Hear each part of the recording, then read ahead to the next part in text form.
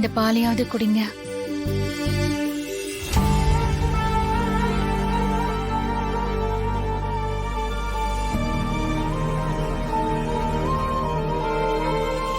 நான் எடுத்துட்டு வந்த பாலை குடிக்க மாட்டீங்கன்னு தெரியும். இருந்தாலும் மனசு கேட்கல. நீங்க சாப்பிடாமே இருக்கீங்கல்ல, தயவு செஞ்சு இத குடிங்க. ஏன் கையால இத வாங்க மாட்டீங்கன்னா பத்மா இல்ல பார்வதியை வந்து கொடுக்க சொல்லவா? அத நீ எடுத்துட்டு வரதுக்கு முன்னாடி யோசிச்சிருக்கணும். ஏதோ அக்கறை இருக்கிற மாதிரி எல்லாம் பேச வேண்டாம். என்னங்க சொல்றீங்க? எனக்கு என்னைக்கு உங்க மேல அக்கறை இல்லாம போயிருக்கு? ரகு, ஏன்பா இன்னும் சாப்பிடாம இருக்க? பசிக்கலம்மா. அது எப்படி பசிக்காம இருக்கும்?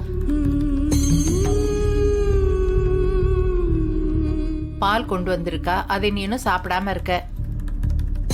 இன்னுமா உனக்கு ஜானகி மேல கோபம்? மா, நீங்களா இப்படி கேக்குறீங்க? நடக்கிறதெல்லாம் நானும் பார்த்துக்கிட்டு தான் இருக்கேன். நீங்க 2 பேரும் இப்படி பேசிக்காம இருக்கிறத என்னால பார்த்துட்டு இருக்க முடியல. நீங்க 2 பேரும் ஒத்துமையா இருந்தாதான் இந்த குடும்பமும் ஒத்துமையா இருக்கும். இவ செஞ்ச எல்லாத்தையும் மறந்துட சொல்றீங்களா?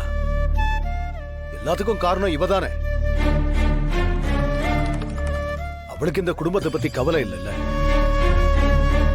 இல்ல ரகு, நான் சொல்ல வரதா கொஞ்சம் நீ. வேண்டாம் அத்தை, அவரை எதுவும் கட்டாயப்படுத்த வேண்டாம். அவரை எப்ப என்ன மன்னிச்சு என்கிட்ட சகஜமா பேசணும்னு நினைக்கிறாரோ அப்ப அவர் பேசட்டும்.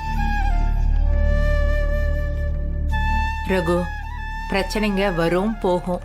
அதுக்காக நீ உன் உடம்ப கெடுத்துக்காத. நீ இப்படி எல்லாம் சாப்பிடாமலாம் இருக்காத. உன்னால அவளும் சாப்பிடாம இருக்கா.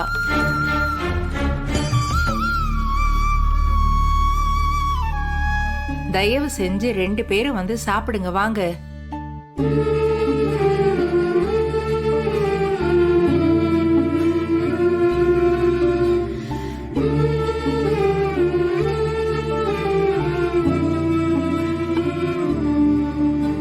எதுக்கு இதை இங்க வச்சுட்டு போற? எடுத்துட்டு போ. நீயே எடுத்துட்டு போய் குடி. சும்மா எனக்காக யாரும் பட்னிலாம் கிடக்க வேண்டாம். எனக்கு பசி இல்ல, அதனால நான் சாப்பிடல. உனக்கு பசிச்சா நீ சாப்பிட வேண்டியதுதானே.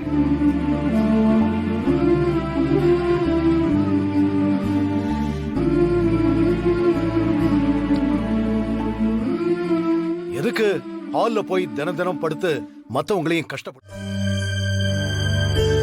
பாக்குறவங்க ஏதோ நான் குடும்பப்படுத்துற மாதிரி பேசுவாங்க. இங்கே படு. இல்லங்க, நான் வெளியவே. இத கூட திரும்ப திரும்ப சொல்லணுமா?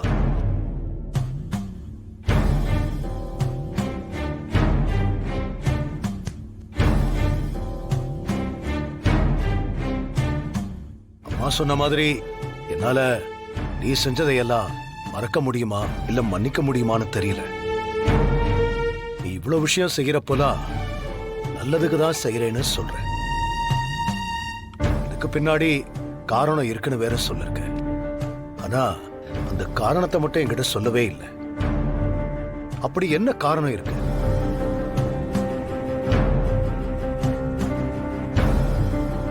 உன்கிட்ட தான் நான் கேக்குறேன். நேரம் காலம் வரும்போது எல்லாமே உங்களுக்கே புரியும். என் மேல கோவம் இருந்தும் இன்னைக்கு இந்த கல்யாண நாளை கொண்டாட சம்மதிச்சிருக்கீங்க. அதுக்கு ரொம்ப நன்றிங்க. நன்றி சொல்ற அளவுக்கு நமக்குள்ள ஒரு பிரிவு வந்துருச்சு. அப்போ நீ எதுவும் என்கிட்ட சொல்ல மாட்ட. சரி, சந்தோஷம்.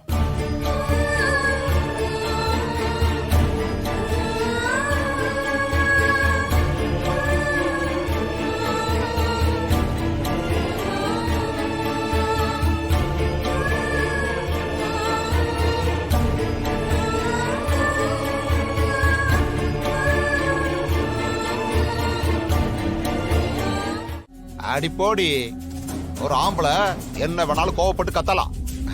ஆனா இந்த விஷயத்துல பொட்டி பாம்பாட்ட அடக்கிடுவாங்க. ஏதோ தேவதைக்கு மயங்கின ஒரு முனிவர் பேரு தேவதாஸ் தானே? அது விஸ்வாமித்ரர். ஆ, ஆமாமா அவரேதான் அந்த கதையெல்லாம் கேட்டிருக்கீங்கல்ல? ஆ?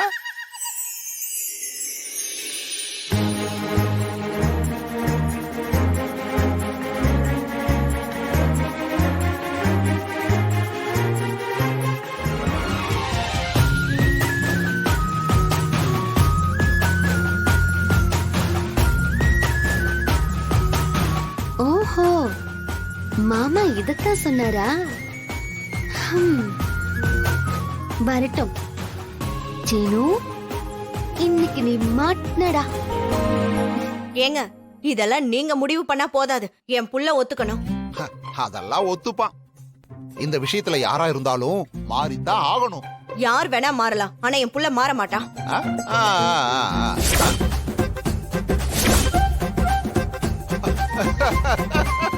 எதுக்கு இப்ப சிரிச்சிட்டு இருக்கீங்க? மாற மாட்டான்னு சொன்ன, எப்படி மாறி வர்றான்னு பாரேன்.